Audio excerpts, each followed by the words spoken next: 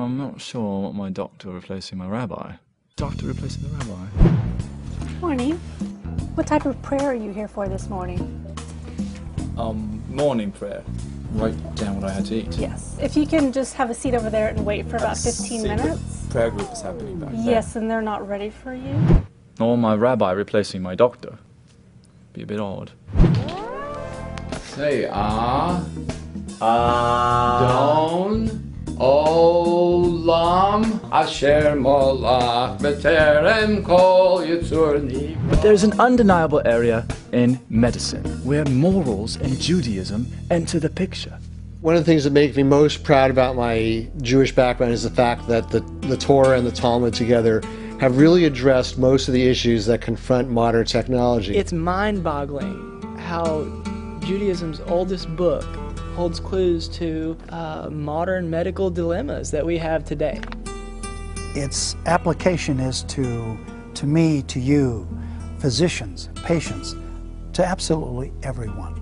Medicine and Morals, your Jewish guide through life's tough decisions. I know giving up 6 evenings is not an easy decision to make, so what we did is we got a few people together. We decided we'd look under the hood of this new JLI course, kind of see what it's made of.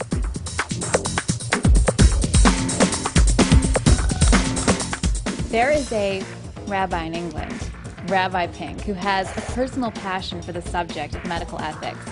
And he started giving lectures on the subject to groups of doctors. Many locals who weren't doctors actually wanted in on these very relevant yet unknown issues. Rabbi Pink took all his experience and his tremendous knowledge of all factors of Judaism and created a lecture that is not only for doctors, but for everybody. A JLI affiliate from Kansas, Rabbi Weinberg, he actually happened to be at the lecture and was blown away. He contacted Dr. Silverstein, who's in charge of the JLI curriculum development. She worked with the author and many other educators to develop a rich, interactive curriculum for all JLI affiliates. They divided the course into 6 sessions where they could really dig in and focus on many essential topics. One topic is about choice, medical intervention. Is it a choice? Is it an obligation? When is it justified? One entire session is dedicated to reproductive medicine. The Catholic Church, for instance, was against in vitro fertilization. And from the early days, because of the Torah's view on when life begins, it was pretty easy. Is in vitro fertilization allowed? Is artificial insemination allowed?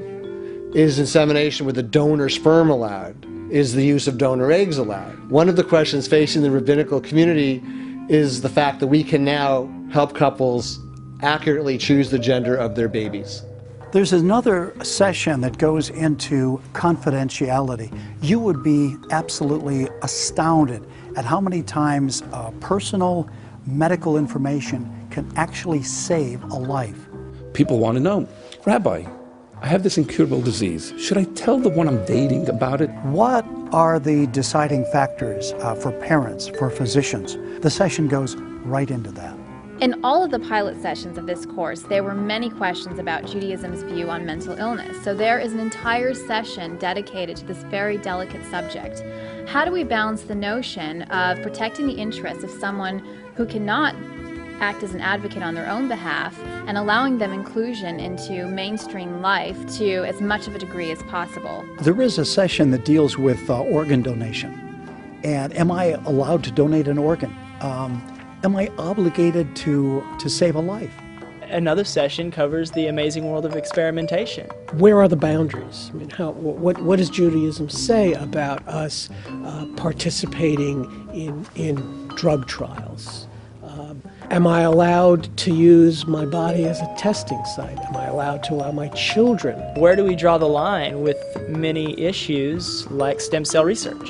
These are medical issues that each and every one of us are dealing with all around the world on a constant basis. I think this course will be very worthwhile for people because from conception to death, people will have to make medical decisions throughout their life, and this course will help make these difficult decisions.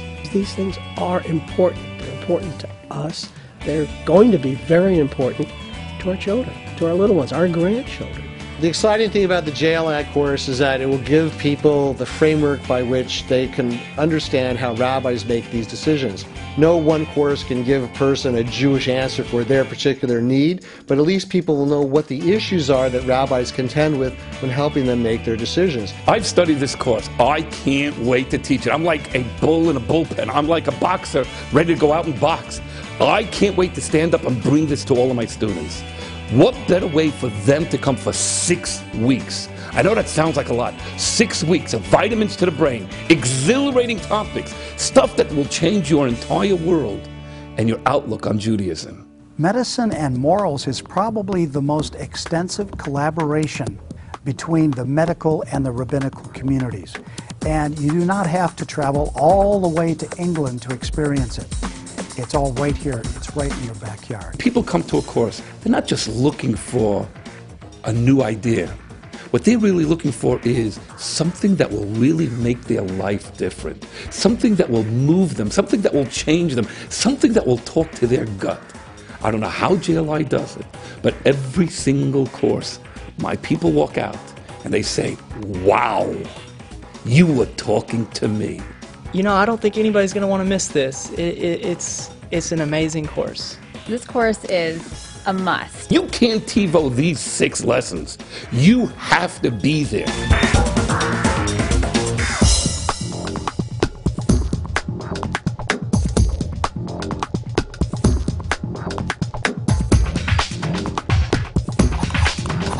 Visit myjli.com to reserve your seat.